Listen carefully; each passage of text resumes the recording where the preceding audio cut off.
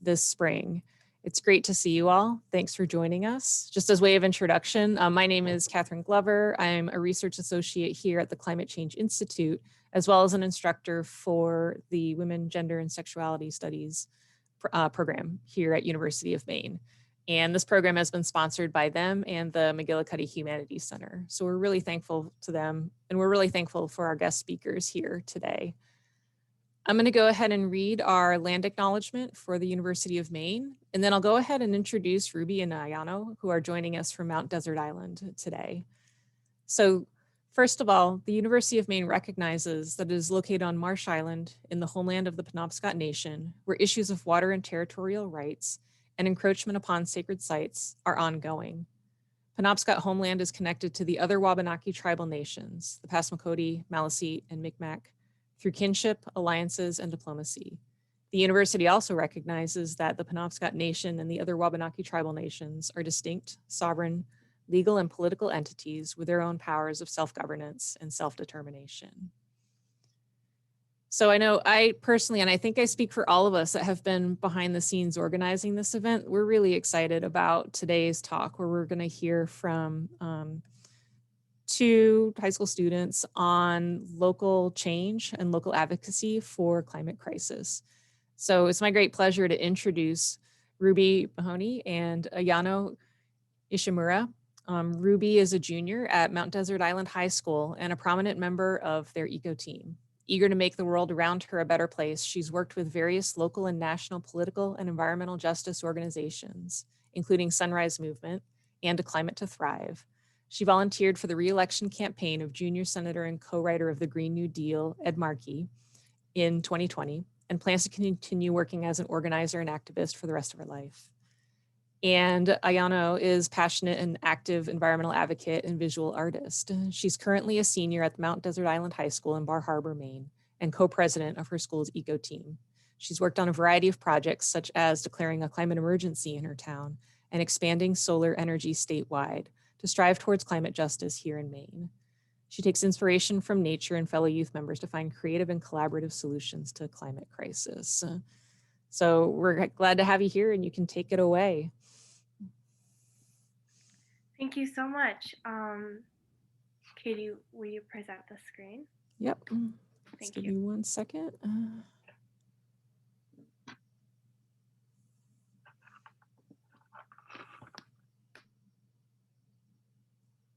All right, and just let me know when you want me to go to the next slide. Awesome, thank you. So hello everyone, thank you so much for being here. Today, Ruby and I will be presenting on youth and local solutions to the climate crisis.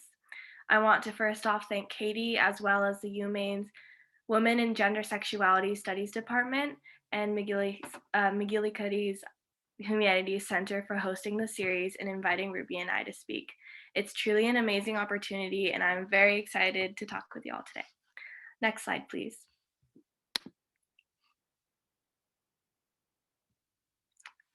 So I'll just start by explaining how to use Zoom, just in case anyone is new to this platform. Make sure to keep your microphone on mute throughout the presentation, just because there's background noise sometimes that can interfere. And then turn your video off on if you feel comfortable, and you can keep it off.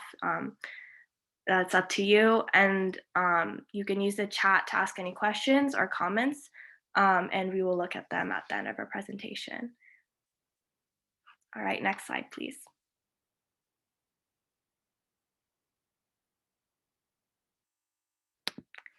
Okay, so now for intros.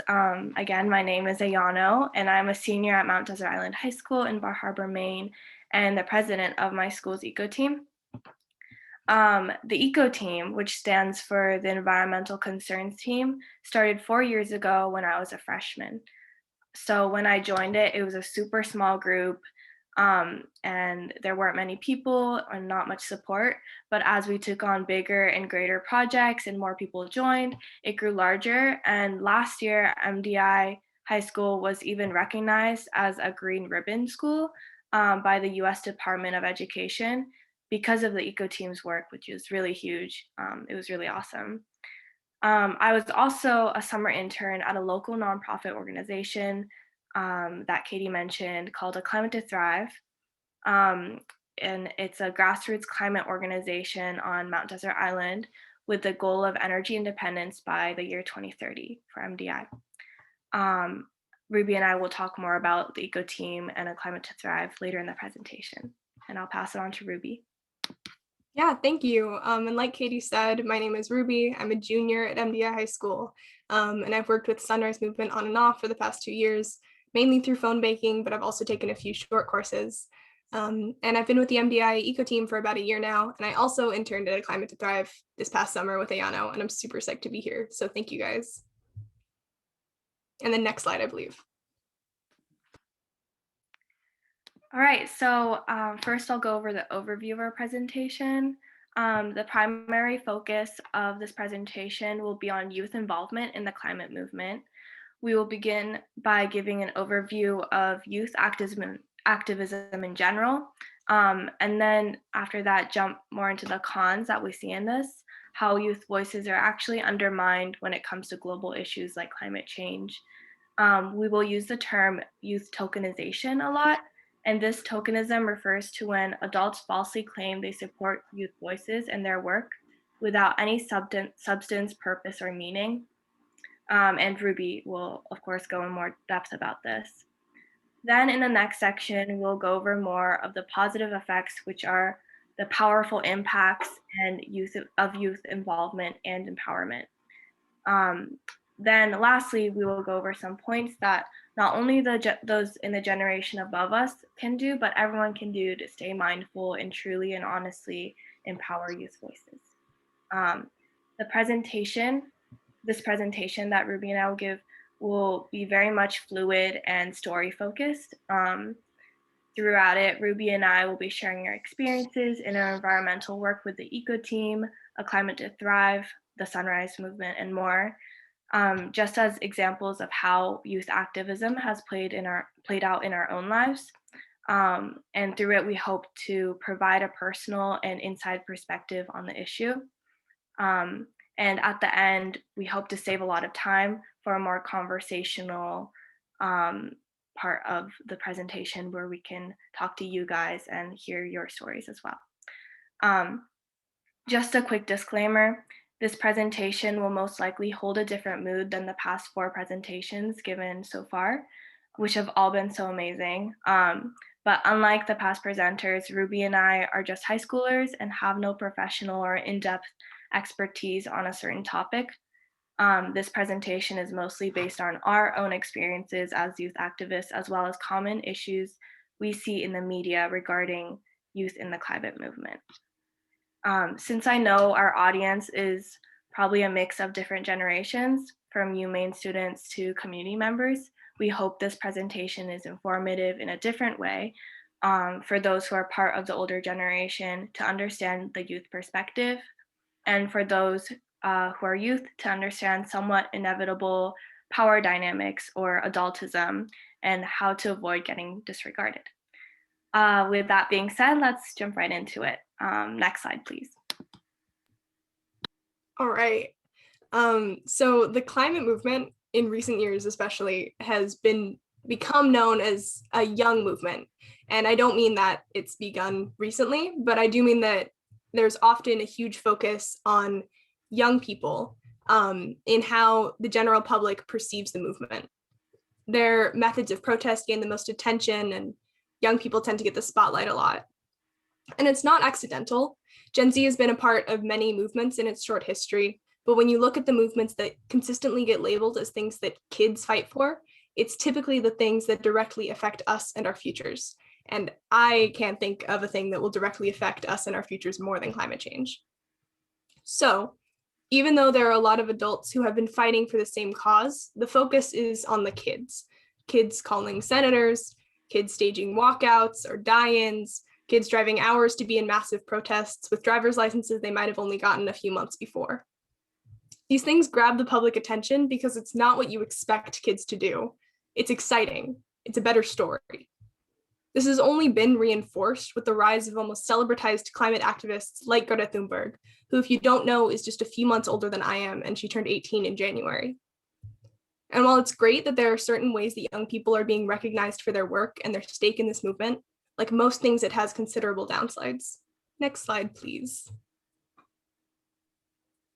The first is obvious. Oh wait, my internet is unstable. Can people hear me? Yeah, Ruby, I can hear you. I can hear you. Okay, cool. I just got a little alert. Yeah, All right. we can hear you. If you get to a point where you need to turn off your camera, that often helps. Keep the Okay, connection. cool. Let me know if that happens. So the first downside is pretty obvious, and I don't think that anyone is going to be unfamiliar with the concept. Young people in general are super easy to dismiss.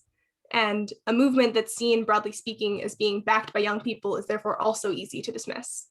We've all heard the same things. Young people haven't been around long enough to understand how things work. They have a warped sense of optimism. It's almost cute how not disillusioned they are. If they're below 18, they can't vote. If they're between 18 and 25, it's likely they won't vote anyways, so there's no point in reaching out or figuring out what they have to say. That mindset is actually maybe one of the easier things to deal with in the climate movement as a young person. The harder work I've found is with those who lean heavily on the phrase, the youth will lead us. And I've personally had a really complicated history with the youth will lead us. When I was younger, I was like, damn right. I was done with inaction. I was convinced that everyone born before 1995 needed to just step aside and let young people lead because clearly everyone else had had their shot and failed at doing anything substantial. And that's problematic, obviously, for a number of reasons, mainly because it ignored the amount of information that I and all of us can learn from people who have been fighting for a lot longer. The other issue is that I was just accepting this massive responsibility that was being thrust upon me, which was quite literally, okay, 14-year-old girl, go out there and save the whole world from going up in flames. The youth will lead us is a really nice thought, and it grants a lot of attention to efforts made by young people, which is great, but it's an unnecessary burden to put on anyone, not to mention people who have been on this earth for less time than the Spice Girls. Furthermore, putting emphasis on youth and youthfulness in an entire movement can cause the creation of what I tend to call professional teenagers. In other words, if youth is something valuable and you know somewhere in your brain that the things you accomplish will somehow be less valuable in, say, 10 years, then the things that you accomplish now have all that much more importance, and you're going to try to shove all of your potential into those 10 years where it'll really matter. And this is obvious if you watch any number of young activists. They tend to use super professional language to make sure that everyone knows that they're competent. They're not just cute and adorable. But they do that while at the same time making sure that everyone knows that they're young. They'll say youth activist over and over and over again because that's how you get people's attention. And this is a paradox. Grow up faster to handle global crises and prove your worth to a world that wants to dismiss you, but also stay young because it's that much more impressive when you get X, Y, and Z done before you turn 18. So it's the definition of impossible. But there is good work happening. I've had the opportunity to meet many local politicians through my work. As a minor, these meetings usually go one of two ways. The first is just straight up dismissal. I'm talking statements like the Green Dream or whatever they call it, but with people who are actually in my community, who I'm specifically supposed to look up to. And it's crushing whenever that happens. And I always wonder if I was a voter, if they would care more. The second, much more common scenario is a meeting in which the adult in the situation quickly shares some stump answers to any of my questions and then promptly asks for a photo op, essentially so they can prove that they work with young people and publish it on their website, social media, etc. It's equally crushing, not only because I feel like a prop, but it's obvious that they weren't listening to anything that I had to say. But I go along with it because I don't have a bounty of options as a young woman trying to be heard in politics. However, when I had the opportunity to meet with Betsy Sweet, who ran for the Democratic nomination for the US Senate last year, it was completely different. Not only could I watch her process what I was saying in real time, but she was asking me questions about my perspective. It was totally awesome. I didn't know that politicians or people even did that. And I came away feeling like I actually mattered for the first time in years. It was that simple. As a culture, we have to get to a place where young people are listened to, respected, and valued, not simply because we're young, but because we have ideas and perspectives and experiences to share. And the only way to do that is through really hard work. Open up a dialogue with kids in your local community, listen to their ideas, and make sure they know that they're not alone. And then the next slide, Ayano's going to take over. Thank you, Ruby. Okay, so as she said, there is both a positive and negative side in having the environmental movement being led by youth. For me, I experienced very similar situations as Ruby did, of being both disregarded as just a little kid, as well as being congratulated and then dismissed when it came to real concrete action. And this is when I declared a climate emergency in the town of Bar Harbor, which is where I live. This was over a year ago, when a group of eco team students, including myself, found it necessary to hold the town environmentally accountable for any kind of decision made by the local government. We did extensive research for months leading up to the declaration on how our small island would be both financially and physically affected by the serious effects of climate change, as well as personal testimonials on why the issue was particularly important to us, both as youth and residents of MDI. On the actual night of the public town council meeting, we actually received a lot of pushback asking where the real science or the real professionals were. Many attendees, including climate council members, did not believe that the effects that we listed, and we were dismissed as being dramatic and problematic. And then there was a whole other side where we received what seemed to be like great support, but it was the whole "the youth will lead us" concept that Ruby mentioned.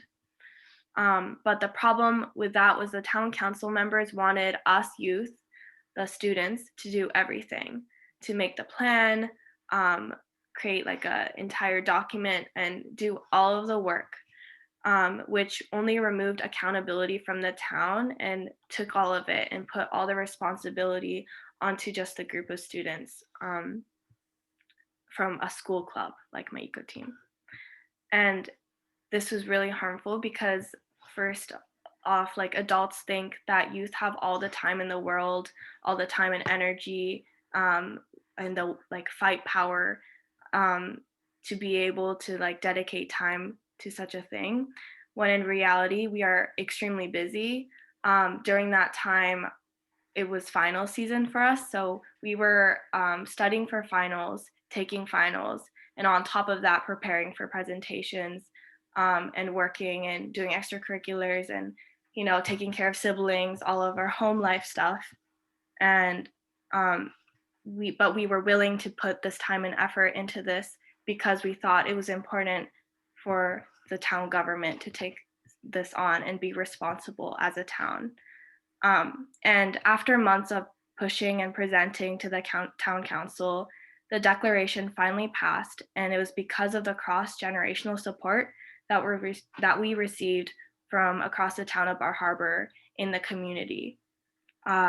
The community members were coming to us and giving us honest and valuable feedback on our presentation, or genuinely asking why we thought it was valuable, with ears to actually listen and learn our perspective. And like Ruby said, there's an obvious difference between fake support and real support. One is cross-generational and collaborative, while the other is isolated by generation.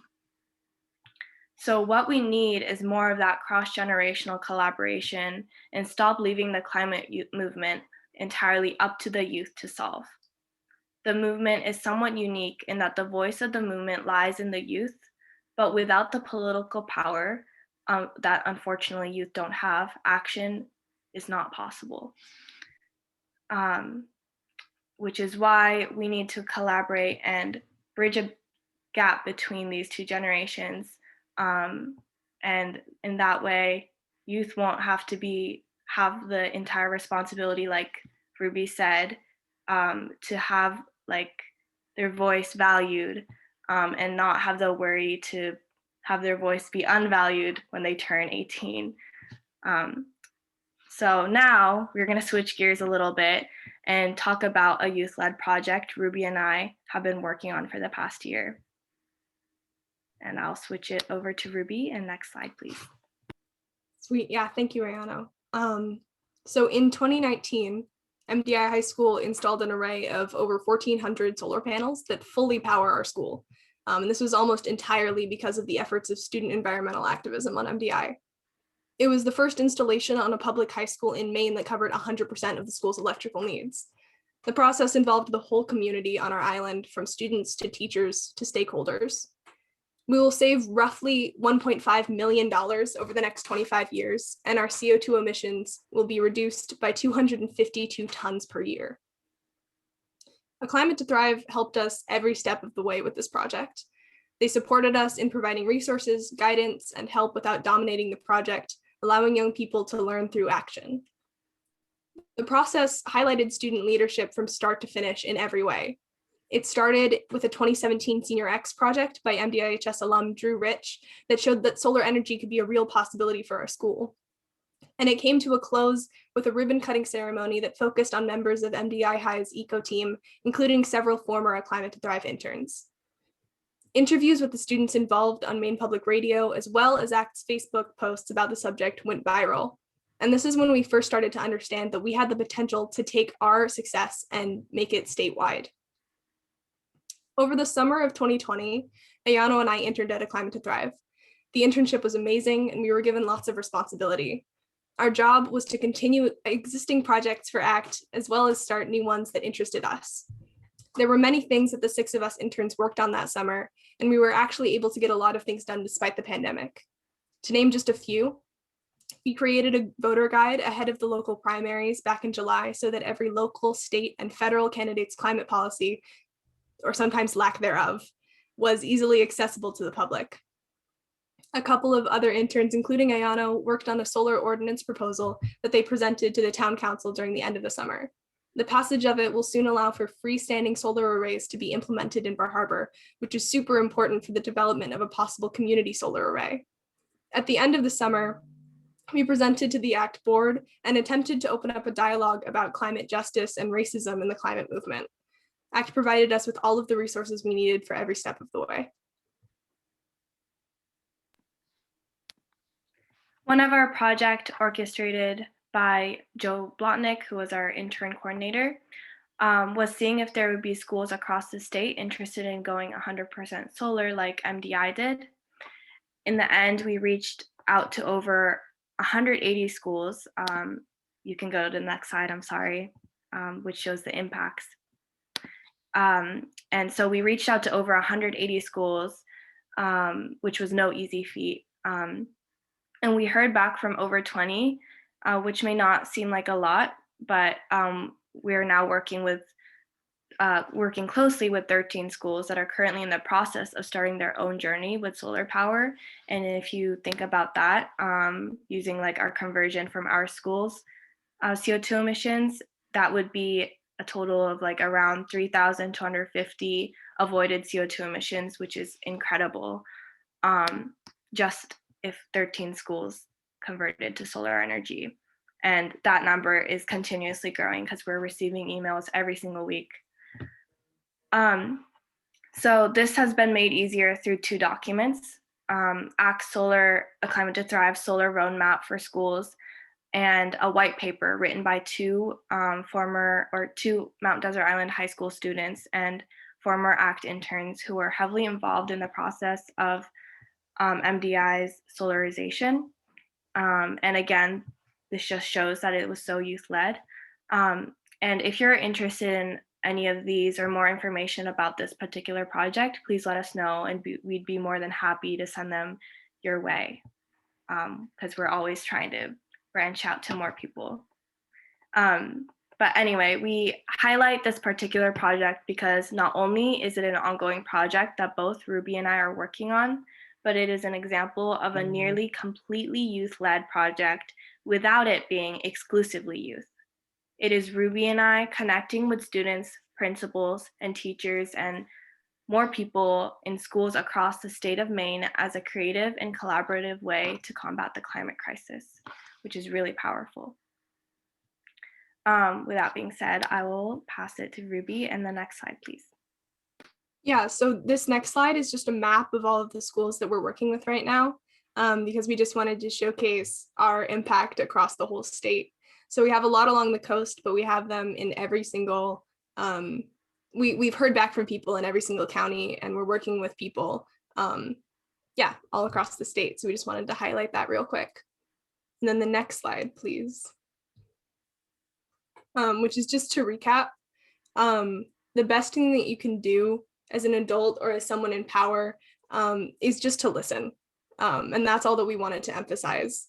It's important to authentically listen, to actually hear what students are saying. Whenever you're thinking about something involving the climate movement, be sure to include young voices, because it is us that will be impacted. Acknowledge the fact that you have more power over us. I can't vote. You can.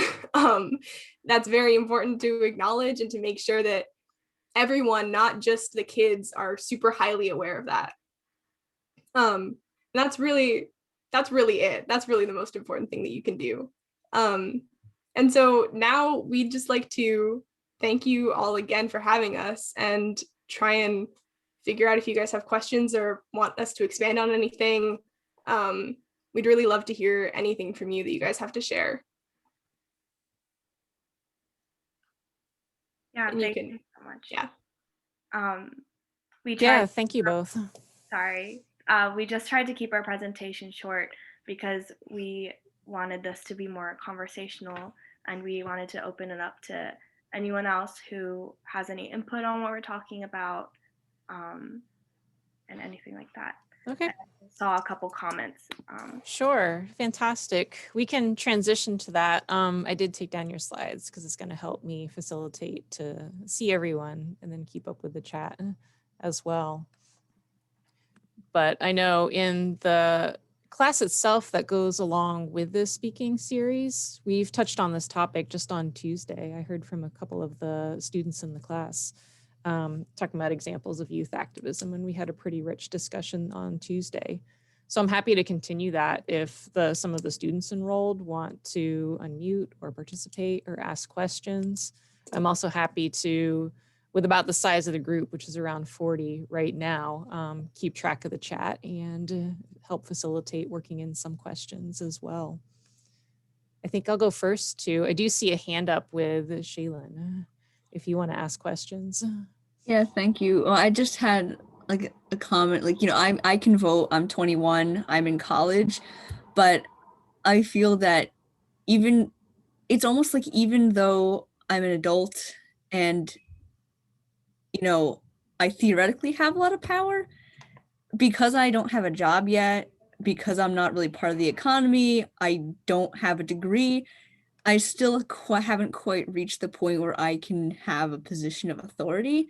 So even though I have more power than a youth, it's like I have less power than like most older people, in terms of, speaking with authority about this kind of thing. And I think that's kind of an interesting dynamic, because a lot of the time, like, your contribution to the economy and your certificates of knowledge, that's a lot of the times what people will use either to discredit you or to say, oh, okay, well, this person, we can trust what they're talking about. And I just thought that might be an interesting thing for us to think about. Thank you so much, Halen. Yeah, I think you worded it perfectly, and I think a lot of youth can relate to that, because I think like I guess if you put it, age privilege is something that's like unique from different kinds of privilege, like other race privilege or religion privilege, in that like because age is fluid and everyone starts as a kid and goes to an adult, it's like, I don't know, at a certain point you just start to gain that authority, like you said, through like certificates, financial, political power, and in that way, like it's really hard to find that balance, and like not forget the feeling of being a youth, and yeah, I think like that's that's great, like that you made that comment. Thank you. Thank you. And another thing is like there's also an issue of a lot of the times people in power and old generation, like you kind of get judged on your value to society, your contribution. So, you know, even if you're say 40, if it's a homeless person versus like a teacher, even if they're saying the same things, even if they're both very intelligent and knowledgeable, people are more likely to listen to the teacher. And like we also have to consider that, you know, we do have some biases that way. So even if what's being said is intelligent and makes sense, a lot of times if it's coming from someone who might not have a stereotypically credible background, that can be used to discredit people when it really shouldn't be.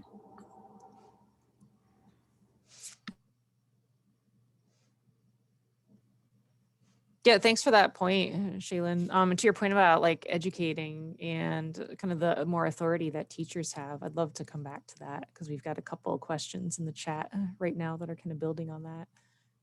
Ruby, did you want to say something? I thought I saw you. I was just going to thank Shaylin because that's a really great point. Thank you. Yeah. Nola, I see a hand up. Did you want to build on that? Yeah, for sure. Can you hear me okay? Yep. Okay, cool. Sometimes I have microphone troubles. Yeah, I was also just, I wasn't sure exactly how to phrase my point, but then Shaylin said it beautifully. Yeah, that's something that I've also experienced is that I had asked in the chat exactly what Gen Z was because I've heard various different estimates. And I think Gen Z tends to get, I guess, like, at least I see more of Gen Z contributing into this in youth activism, like that, or at least that's what I see, like, in, you know, represented in media or whatever. And I grew up always being told that I was a millennial, and then now this new definition is that I'm Gen Z, I guess. So I don't know, but anyway, I think that it is also such like a really weird in-between point. And I think it can also help us like think about, you know, why there is this certain stigma against age when we're talking about activism and political involvement. I know, like I'm 21, so I can vote, and you know, I have lived on my own and have, you know, been sort of outside of the this sort of youth mindset for a couple of years now, but I'm also still viewed as a really young person that doesn't know what she's talking about, at least when it comes to my family anyway, but some members. Yeah, I guess I was just thinking about like, you guys mentioned how some young people, when they're talking publicly or with other people or with other politicians, that they'll often take on more of a like a quote unquote professional tone or use more professional language. And I thought that was really interesting because it seems like what we decide as professional language is often dictated not by like some sort of objective standard, but rather more like a cisgendered straight male, older male, white sort of standard where it's really sort of encroached upon in our language that we, you know, as young people are constantly told, you know, why are you saying so much, or why are you saying like, or whatever, and it just feels like such a tool to try to like knock us down, I guess, to like talk about this, to just come at our language or come at how we talk or present ourselves. And I just wanted to know if you guys had any opinions on that, or like how you guys have maybe approached that in the past, or have thought about it more. I think that's a really good question. And I've struggled a lot. I'm not great in like board meetings or talking to council members and stuff. And I've really struggled feeling like I'm being authentically myself while also speaking in a way that I know that these people will listen to. And I think it's an interesting line to walk. because you are like, if you want to be authentically yourself and talk the way that you would like to talk, and that can mean a variety of things for different people, it means giving up in a lot of situations part of your authority, which sucks. And so I think it's interesting on widely televised interviews, like if there's a young activist on like a national news show, like the kids after Parkland, in all of their interviews were using huge terms and talking about things in very articulate ways, and their speech was super it was just down to a point. Like they knew exactly what they were going to say, and they had all of their evidence right there.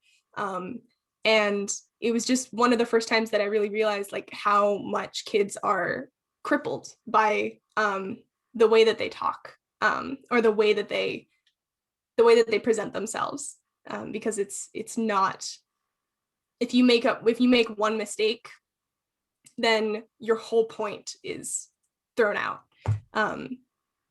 So yeah, I mean that was kind of rambling, but that's my response. Thank you for talking about that.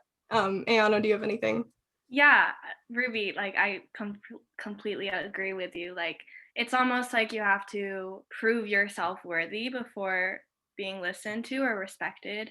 And in order to prove yourself, you have to like appear more than you are in some ways. And like for me, I remember I've always been extremely shy, believe it or not. Like I am a super shy individual, and like entering freshman year, I would cry talking to adults, even though it was nothing scary. And it was because like adults were really intimidating and scary to me. But doing this environmental work and having to talk to adults so much, I've learned to kind of fake my confidence, be more confident than I actually am. And that way, like adults will be like, oh, okay, so she does know what she's talking about. But I think that can be harmful, and sometimes because I notice like incoming freshmen who join Eco Team, who aren't able to project their confidence as much as I can.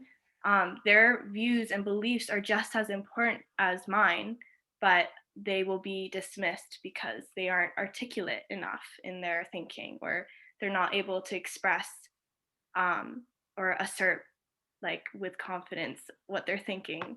And it's just that's just a part of it, I guess. But that's one of the reasons why these conversations are so important. Yeah, and just building off of that real quick, that the other issue that freshmen particularly face that I found when talking to adults is they have a much harder time, even than Ayano and I, with being seen as like super adorable. Like it's like, oh, it's so cute that you guys care about this. And that's just only reinforced if they're taking long pauses in between their points, or they don't have the statistic off the top of their head. So I just wanted to bring that up because I think about the freshmen a lot, because they have such a hard time figuring out where their power comes from. And I think it's a struggle for everyone, but it takes time. Mm-hmm. Yeah, thanks for speaking to that. Karen, James, you've been patient and had your virtual hand up for a while, but thanks for joining us today, actually from MDI, right? You want to jump in? Yeah, thank you. Thanks for a wonderful presentation. I live in Bar Harbor, and I was very proud and happy to vote for your declaration and speak in support of you to my friends and neighbors. So well done with that. Just fantastic. I had a point and a question. My point was that how power and respect are bestowed on different groups, including youth, it strikes me as really intersectional. So there are similar power dynamics in other age groups, or regardless of age, across lines of gender and race, especially, but also socioeconomic class. And like you were saying about whether you have kind of power in a community, are you a homeowner, that kind of thing. And so the question is, how can those of us who are adults, though a lot of us, I think, still feel like kids inside. There's no like secret handshake that you get that says you're a grown-up now. But how can we be allies to you as youth, especially those of us who are scientists? So like you were talking about how at the town meeting, there was dismissal and, okay, where are the adults? Where are the scientists in the room? And as an adult scientist in Bar Harbor, it makes me sad that I wasn't there for you or on that particular meeting, you know? So I would love to know how residents, and I'm not particularly connected to the high school. I don't have kids and I don't have, you know, friends who are, I have a couple friends who are teachers, but other than that, not really. So I would love to know how to better be your ally and advocate and support the points you're trying to make in a respectful way, and perhaps redirect my fellow adults who want to dismiss you and stop them from doing that, you know, that kind of thing. So yeah, that's my question. Thank you so much, Karen. That's a very thoughtful question. I would say, and this is again really general, and we mentioned it in the slides, but listening and then leaving room for youth are like the two biggest things that you can do. And again, like I truly believe like you are already doing this from what you say, and I think I think you yourself are already at a point where you're realizing these power dynamics and leaving room for youth. But like you said, talking to those who you may think think otherwise, and having these conversations like we all are right now is like one of the best ways, I think, to just acknowledge that adultism. And yeah, because I think it's hard to just say leave room for youth, listen to youth. I think it's more of like a process, and as our generations grow older, I hope that as Gen Z, our generation can leave room for youth, for future generations, if that makes sense. But thank you so much. Ruby, do you have anything to add? Yeah, I mean, I would just say that it varies from situation to situation and person to person. I think that no matter what, as long as you're just, you know, supporting, I think that's a great first step. And you're already doing that, which is great. But yeah, I think the first step is just asking, like, what do you need right now? Like you just did. But like if there are kids presenting to the council again, just reaching out and being like, hey, I can help you, but what do you need? Do you need my help? I think that's great. And I think Ayano sort of spoke to that. But yeah, thank you for your question. Great, thank you so much. I will do that in the future. Yeah, thanks, Karen, Ruby, and Ayano. I want to take a moment just to kind of catch up. My own students in the class know like the chat goes fast and furious, and I'm not always the best at keeping up with it. But I did want to go back and pick up a few questions that were asked during your talk and then right afterwards. And it kind of builds on this idea of supporting your work and just maybe keeping abreast of some of these projects. Do you want to mention just real briefly what A Climate to Thrive is for the audience? I know you were involved as summer interns with the programs, but also where could we as an audience get more information? Is there information for the MDI Eco team? Is there a place we could go to like see the progress or help support the solar initiative as well? Yeah, so A Climate to Thrive is, sorry, wait, Ayano, can you actually answer this? I'm just going to pull up ACT's website and put it in the chat. Yeah, that's what I was going to do. So A Climate to Thrive is a grassroots local nonprofit organization that it's striving for energy independence by the year 2030 for our island, MDI. And it's not like a youth-led organization, but the summer internship is where like they leave space for the youth. That's like what Ruby and I did last summer of 2020, and there's like an entire page on their website that talks about all of our projects that we worked on in depth, and like our personal reflections are written out on their website as well. But that's where you can access that information. And as for the eco team and the solar project that we are working on, I'm not sure if there's information publicly accessible for that, because the eco team doesn't have a website right now. But we, like Ruby and I, frequently do presentations. We did one for the Sierra Club community conversation about a month ago, I believe. And we also try to post on social media, on ACT social media. And we are hoping to write like an op-ed as well to like broadcast more of this information.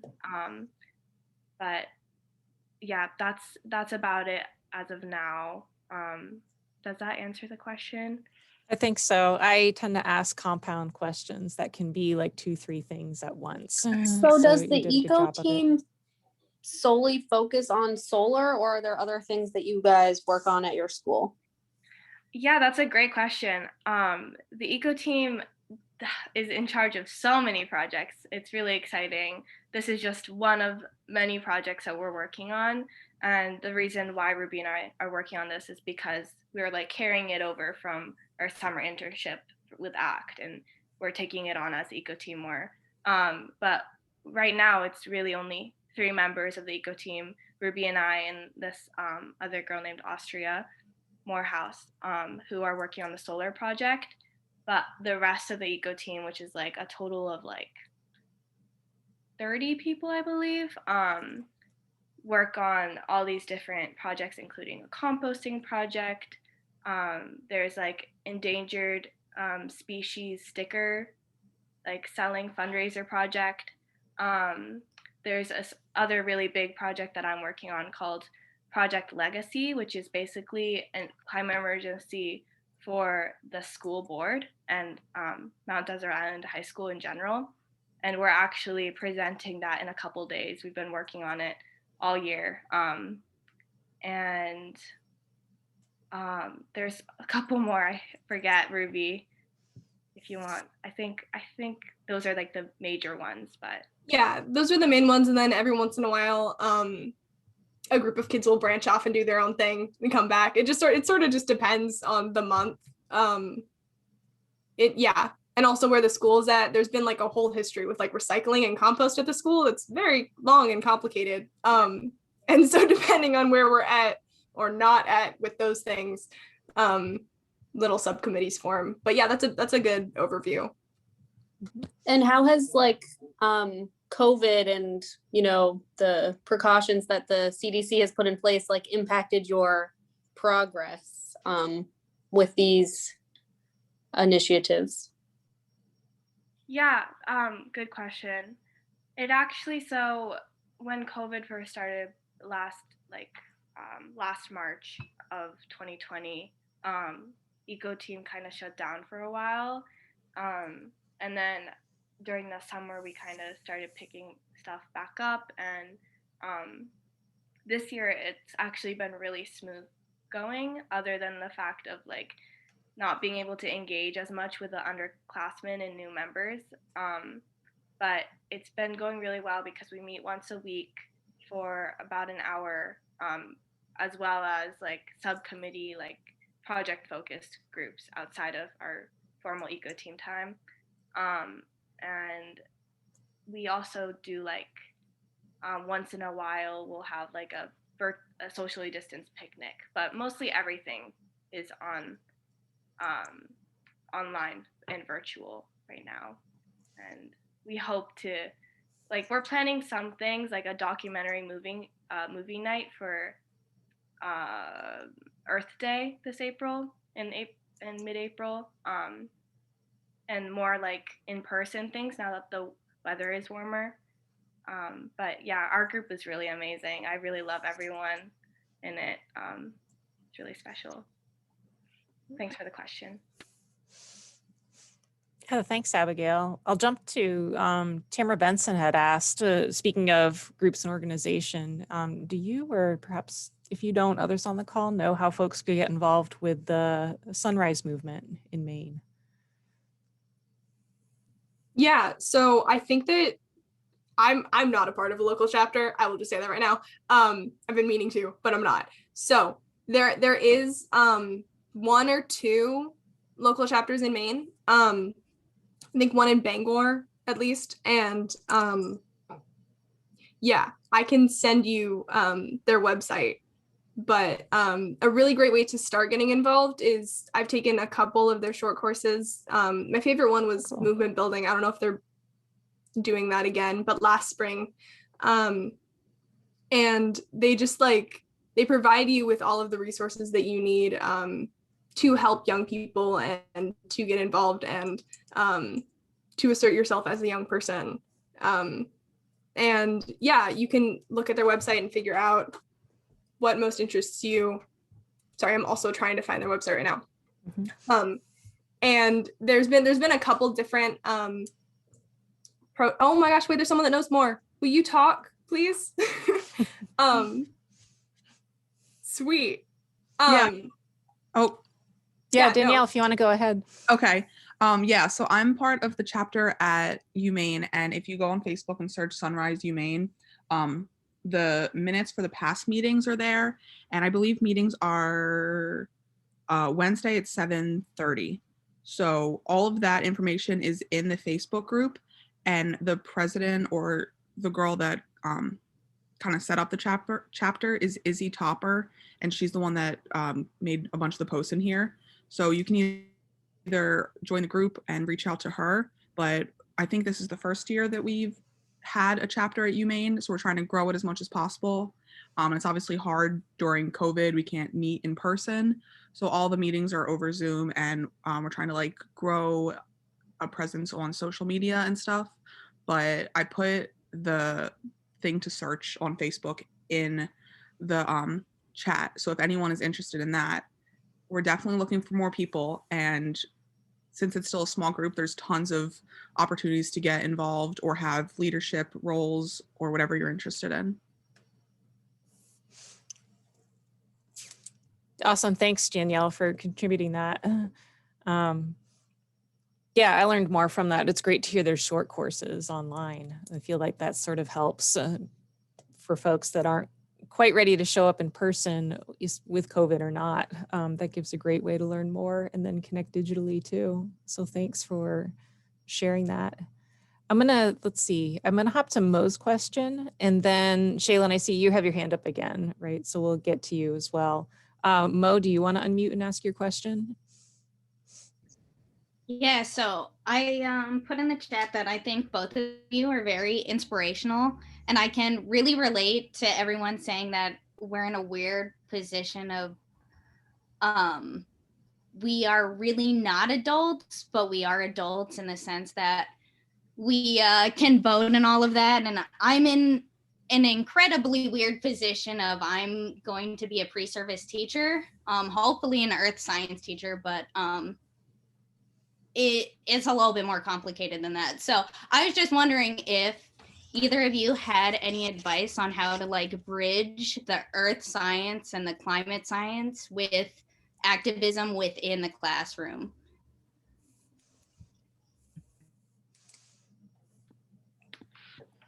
Thank you so much for the question, Mo. That's really wonderful to hear. I am thinking right now, and I think I'm not sure if this answers your question, but the teacher-student dynamic is also it can be really there can be a really how do I say it, positive productive and like healthy, I guess, relationship between a student and a teacher when the teacher like I guess respects the student and their like beliefs. And I find to have like for all of my like environmental teachers that I've had in the past, my eco team mentor, she's like a really amazing person and we have a great relationship. But she's one of my favorite teachers because she just listens to her kids. And oftentimes when like obviously a teacher is going to have more authority than a student, but in the classroom when there's a classroom discussion, just having it be like student led, I guess, and just opening it up and really listening and leaving room for student voices. And I know this is repetitive, but I think that's like one of the best ways to do that. Ruby, do you have anything to add? Yeah, I mean, I agree with everything you said. And Ruth Poland, who is the leader of Eco Team, the teacher, is awesome.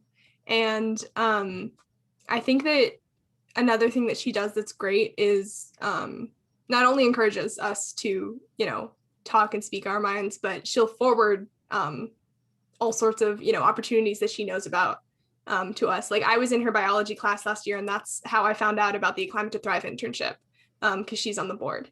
And so she'll email us all of these, like, be like, hey, like no pressure, but if you want to go to this protest, or if you want to sign this petition or do this thing, and then we can do our own research. And that's really great, just to that little push to get us started.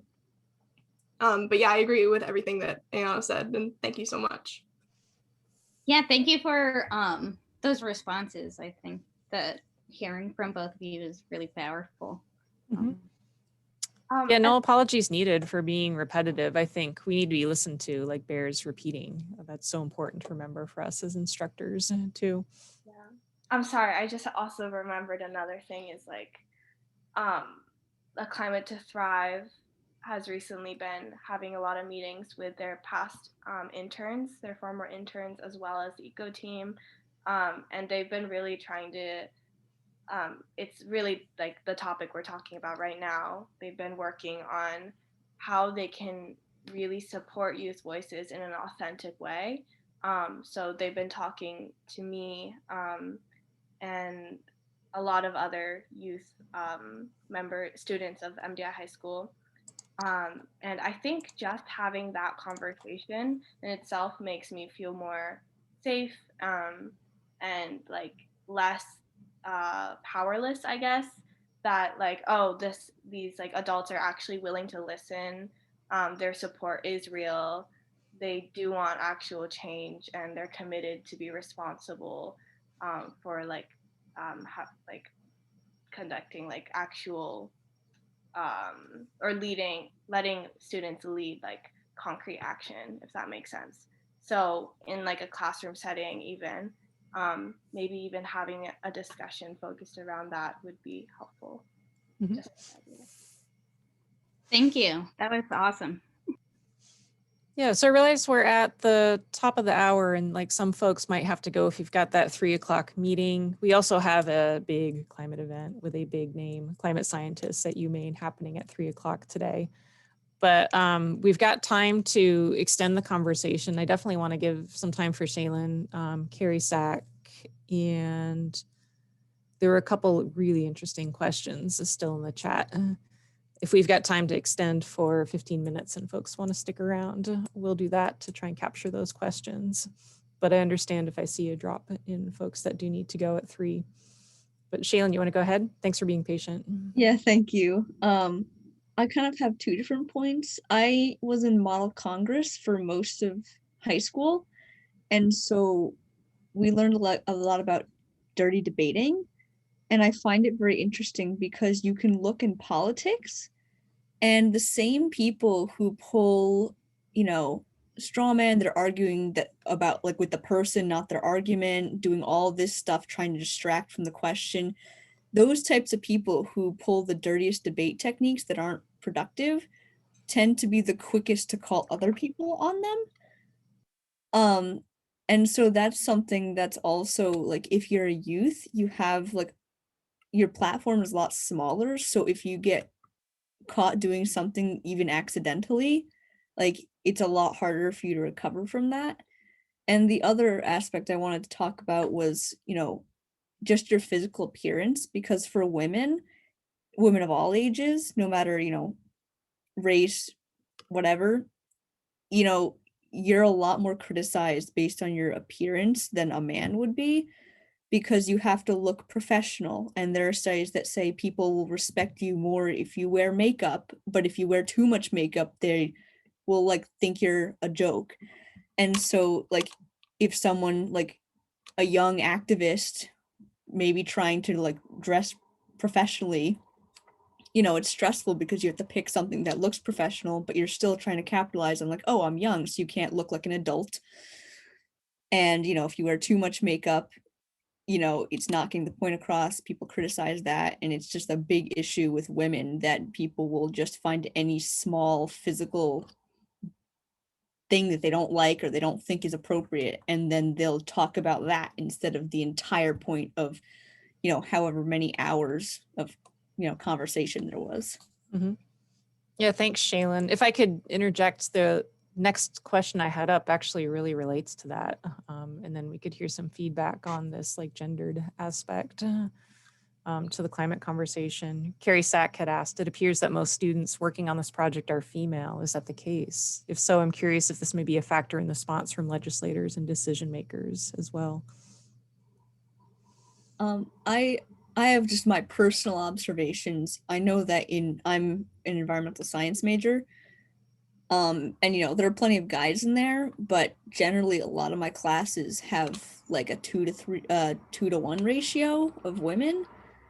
And I personally kind of feel that because there's not as much representation elsewhere, women kind of try to step up in other ways. Like we don't have the representation in Congress, but not everyone is able or willing to try and do that. So people try and make differences in other ways, and I think that's sometimes how people get more involved, by just trying to make change in that way.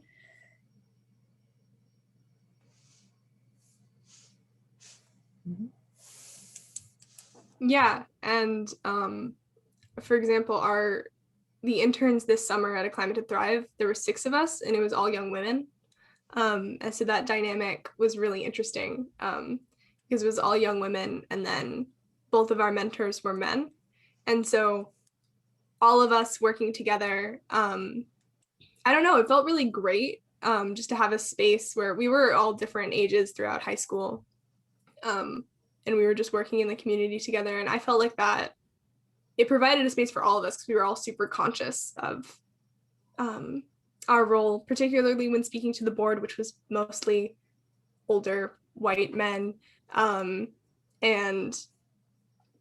getting called like girls or sweetie, things like that, and all of us being super, super aware of that the entire time, and all trying to make sure that everyone felt like they could share their voices was really important to all of us, I know. So yeah, that was my like little experience with that this past summer. Yeah, and like I'm on an internship, and all 6 of my team members are also women from all different parts of the country. And when I was in high school, the AP courses full of women, but we had like a 50-50 ratio of students. And part of the reason for that, I think, is because as women, like we know that, we don't have it as easy. People don't respect us as quickly.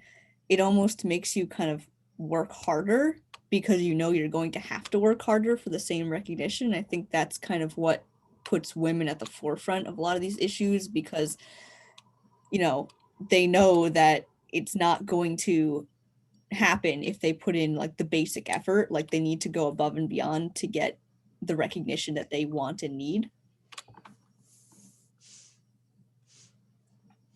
Yeah, it's exhausting. Having to constantly prove yourself at every turn, so yeah. Ayano, do you have anything to say about that? No, I'm just listening. I think like I agree, and I think like Shaylin, the point you brought up about how like there aren't many women in places of, or there aren't many people who are women in like there aren't many people of power who are women, like the representation is not there. So I feel like maybe in the younger generation, the youth are trying to make up for that in order for there to be equal representation in some way. I thought that was really interesting. Mhm. And definitely, I think Ruby and I both are like,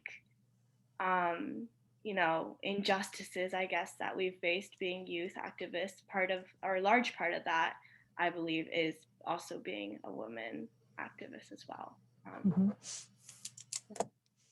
Yeah, thanks for talking frankly about that and your experiences with that throughout your presentation today, but also in this Q&A part too.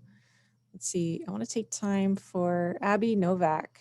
Do you want to ask your question about again, just this like intergenerational work?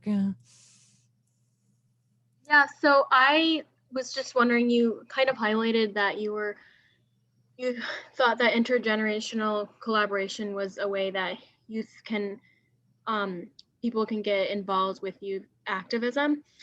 And I was just wondering if you could talk more about your experience with working with generations that are not youth.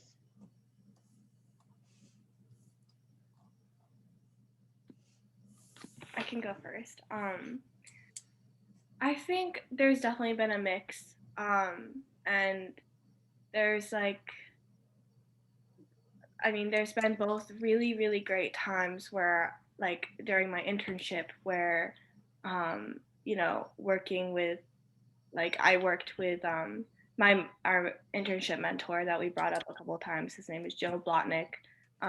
But he's a pretty old man, not that old, but he's kind of old. But he's really like it was like really great working with him. But I think that in any setting, when it comes to working with someone older, there's just always some kind of like power dynamic, and that's just inevitable.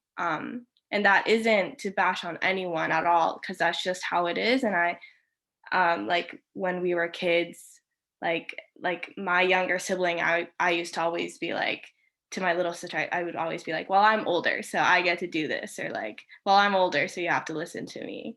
And that was always the rationale behind our arguments. And it's just like how that's kind of played into society. But yeah, I think that's why I feel more comfortable when I'm in like a youth-led setting.